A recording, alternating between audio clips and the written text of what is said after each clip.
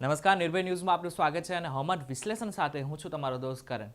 આજે આપણા વિડીયો થકી જાણીશું કે ભારતની આસપાસ એવી કઈ સિસ્ટમ સક્રિય છે, એવા કયા વેસ્ટર્ન ડિસ્ટર્બન્સ સક્રિય છે કે જેના લીધે ગુજરાત ઉપર તેની અસર પડશે। હાલમાં જ એક સિસ્ટમ જે માલદીવ્સ પાસે અસર કરેલી હતી તે સિસ્ટમ વિશે વાત કરવામાં આવી રહી હતી કે તે ગુજરાત ઉપર તેની અસર થશે અને ગુજરાતમાં વરસાદ આવશે। તે સિસ્ટમ ક્યાંક અહીં સક્રિય હતી, પરંતુ હવામાન વિભાગનું કાલે કહેવું હતું કે આ જે સિસ્ટમ છે તે સોમાલિયા બાજુ ફંટાઈ ચૂકી છે અને તેની અસર સીધી ગુજરાત ઉપર થવાની શક્યતા નહીવત છે।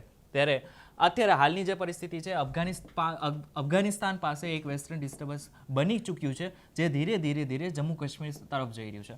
હવે આ જમ્મુ કાશ્મીર તરફ જવાને કારણે જે રીતના પવન ઉત્તર પૂર્વીય અને ઉત્તર પશ્ચિમી રીતના ફૂંકાતા હોય છે તેમાં અવરોધ આવે છે। અવરોધ આવવાને કારણે હાલની જે પરિસ્થિતિ ગુજરાતની એ છે કે સૂકું વાતાવરણ અને તાપમાનમાં વધારો, કારણ કે જનરલી જે ઉત્તરથી પૂર્વીય અને ઉત્તરથી પશ્ચિમી પવનો ઠંડીનું પ્રમાણ છે એ વધારતા હોય છે। ઠંડી એના કારણે જ આપણને લાગતી હોય છે, તે રોકાઈ જતાં હવે જે પવનો રોકાઈ જવાના કારણે જે ગુજરાતમાં તાપમાનમાં વધારો થયો છે। બીજું એક વેસ્ટર્ન ડિસ્ટર્બન્સ હાલ જમ્મુ કાશ્મીરમાં છે, તેના લીધે જ છેલ્લા ઘણા બધા દિવસોથી ગુજરાત સહિત આખા ભારતમાં જે ઠંડીનું પ્રમાણ છે તે ઓછું છે। જ્યારે જેટલી વખત વેસ્ટર્ન ડિસ્ટર્બન્સ જમ્મુ કાશ્મીરમાંથી પસાર થશે તેટલી વખત ગુજરાત સહિત બાકીના જેટલા પણ ભાગો છે ભારતના ત્યાં તાપમાનમાં વધારો આપણને જોવા મળશે। અગર 5 થી 7 દિવસની વાત કરીએ તો અફઘાનિસ્તાનમાં જે વેસ્ટર્ન ડિસ્ટર્બન્સ છે તે ધીરે ધીરે આગળ વધશે, જમ્મુ કાશ્મીરથી જેવું હટી જશે તેવી જ રીતના 5 થી 7 દિવસ બાદ ફરી એકવાર ઠંડીનો અહેસાસ આપણને થઈ જશે। પણ આની સાથે સાથે વરસાદની પણ વાત કરી લઈએ, કારણ કે છેલ્લા ઘણા દિવસથી આપણે સોશિયલ મીડિયા થકી આપણે જાણવા મળે છે કે ગુજરાત ઉપર વરસાદની શક્યતાઓ છે, પરંતુ હાલ આપણે વિંડી થકી જોઈ શકીએ છીએ કે આખું જે વાતાવરણ છે તે સૂકું છે, કોઈ પણ પ્રકારનો વરસાદ નથી। અગર તાપમાનની વાત કરી લઈએ તો તાપમાનમાં જે નલિયા છે તે સૌથી ઠંડુ પ્રદેશ છે 16 ડિગ્રી સાથે, અને વધારે તાપમાન સાથે અમદાવાદ છે 26 ડિગ્રી સાથે, મહત્તમ તાપમાન સાથે 26 ડિગ્રી છે। આજે પણ 26 ડિગ્રી સાથે અમદાવાદ છે તે સૌથી વધારે ગુજરાતમાં હાઈએસ્ટ તાપમાનવાળું સિટી ગણાયું છે। આની સાથે સાથે અગર રાજસ્થાનની વાત કરીએ તો રાજસ્થાનમાં પણ ઠંડીનું જોર ધીરે ધીરે વધી રહ્યું છે। જેવી રીતના આ વેસ્ટર્ન ડિસ્ટર્બન્સ પસાર થઈ જશે જમ્મુ કાશ્મીરમાંથી, એવી રીતના ફરી એકવાર જે ગુજરાતમાં ઠંડીનું પ્રમાણ છે તે વધી શકે છે। આમ તો જો કે વેસ્ટર્ન ડિસ્ટર્બન્સ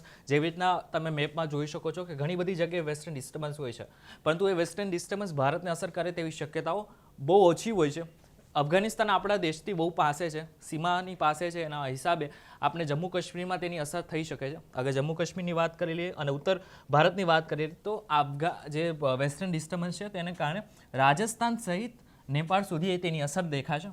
આટલા વિસ્તારમાં તેની અસર પડે તેવી શક્યતાઓ છે, પરંતુ ગુજરાત ઉપર તેની જે અસર છે, વરસાદની અસર કે પછી ઠંડીની અસર, તે નહિવત પ્રમાણમાં છે। આના હિસાબે કોઈ પણ પ્રકારનો વરસાદ ગુજરાતમાં થાય તેવી શક્યતાઓ હાલ નહિવત પ્રમાણમાં બતાવાઈ રહી છે। અને જો દક્ષિણ ભારતની વાત કરીએ તો જે સિસ્ટમ સક્રિય થઈ હતી તેની પણ અસર માત્ર ને માત્ર જે દક્ષિણના વિસ્તારો છે, કેરળથી લઈને કર્ણાટક સુધી આટલા જ વિસ્તારોમાં વરસાદ પડે તેવી શક્યતાઓ છે।